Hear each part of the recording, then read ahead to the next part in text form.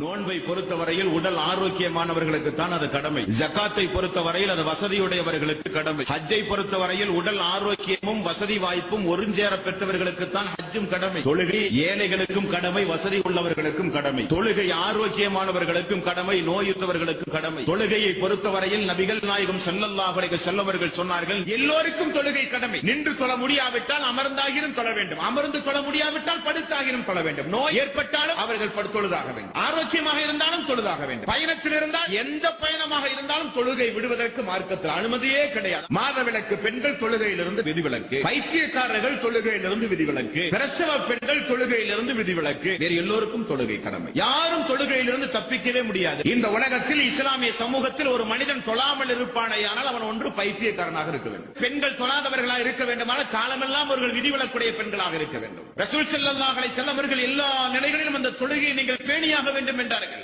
என்றைக்கு அல்லாஹ் போர்க்காலங்களில் நீங்கள் தொழுதாக வேண்டும் என்ற ஆயத்தை இறக்கினானோ அத்தோடு இந்த உலகத்தில் யாருக்கும் தொழுகையை விட அனுமதியே கிடையாது என்றார்கள் சஹாபாக்கள். அந்த அளவுக்கு மிக முக்கியமான ஒரு கடமை தொழுகை என்பது. எந்த ஒரு காரணத்தையும் கூறி தொழுகையை விடுவது மார்க்கத்தில் அனுமதியே கிடையாது. 50 வயது 60 வயது ஆகியும் எத்தனையோ இஸ்லாமிய சகோதரர்கள் சகோதரிகள் தொழுகையை நினைத்து கூட பார்க்காமல் இந்த உலகத்திலே வாழ்ந்து கொண்டிருக்கிறார்கள். மிகப்பெரிய தவறு. மரணிப்பதற்குள் நீங்கள் தொழுதாக வேண்டும். நபிகள் நாயகம் ஸல்லல்லாஹு அலைஹி வஸல்லம் அவர்கள் சொன்னார்கள், 2 துண்டாக வெட்டப்பட்டாலும் கீழே தூக்கி எறியப்பட்டாலும் அல்லாஹ்வுக்கு இணை வைக்காதீர்கள், நீங்கள் தொழாமல் இருந்து விடாதீர்கள், தொழுதாக வேண்டும் என்று ரசூல் ஸல்லல்லாஹு அலைஹி வஸல்லம் அவர்கள் சொன்னார்கள். நோய்வாய்ப்பட்டு கிடக்கின்ற அல்லாஹ்வுடைய தூதர், நடக்க முடியாமல் அமர முடியாமல் இருந்த அல்லாஹ்வுடைய தூதர் ஒரு நாள் இஷாவுடைய ஜமாத், ரசூல் ஸல்லல்லாஹு அலைஹி வஸல்லம் அவர்கள் எழுந்து ஒது செய்ய முற்பட்டார். மயக்கமுற்று கீழே விழுந்தார். அப்பொழுதுதான் அல்லாஹ்வுடைய தூதருக்கு தெரிந்தது, நாம் இனி எழுந்து கூட நடக்க முடியாத அளவுக்கு நோய்வாய்ப்பட்டோம் என்று. ஃபضل இப்னு அப்பாஸ் ரலியல்லாஹு அன்ஹு அவர்களையும் அலி ரலியல்லாஹு அன்ஹு அவர்களையும் அழைத்து, என்னை பள்ளிக்கு நீங்கள் தூக்கி செல்லுங்கள். ஆயிஷா ரலியல்லாஹு அன்ஹா அவர்கள் சொல்கிறார்கள், அல்லாஹ்வுடைய தூதருடைய பாதம் நிலத்தில் வைக்க முடியாத அளவுக்கு நோய்வாய்ப்பட்டிருந்த நேரம், அவருடைய பெருவிரல் நிலத்தில் கோடு போட்டுக் கொண்டு சென்றது. அந்த அளவுக்கு நோய்வாய்ப்பட்டிருந்த நேரத்தில் நபிகள் நாயகம் ஸல்லல்லாஹு அலைஹி வஸல்லம் அவர்கள் தொழுகையை கடைபிடித்தார்கள். தரீகா என்றும் சாதுரியா என்றும் பல்வேறு ஆன்மீகவாதிகள் இன்றைக்கு மனித சமூகத்திலே புறப்பட்டிருக்கிறார்கள். நாங்கள் தொழ வேண்டிய அவசியம் இல்லை, எங்களுள் அல்லாஹ் புகுந்து விட்டார். நாங்கள் பார்க்கிற பார்வை அல்லாஹ், பிடிக்கிற கை அல்லாஹ், நடக்கின்ற கால் அல்லாஹ். ஆகவே நாங்கள் தொழ வேண்டிய அவசியம் இல்லை, மார்க்கத்தில் நாங்கள் பூரணம் அடைந்தவர்கள் என்று சொல்லுகிறவர்களும் இந்த மார்க்கத்தில் உண்டு. ஆனால் நபிகள் நாயகம் ஸல்லல்லாஹு அலைஹி வஸல்லம் அவர்கள் மரண நேரத்தில் கூட மக்களால் தூக்கி வரப்பட்டு ஜமாத்தோடு தொழுதார் என்றால் தொழுகையினுடைய முக்கியத்துவத்தை நீங்கள் புரிந்து கொள்ள வேண்டும் என்பார்ந்த சோழர்களே.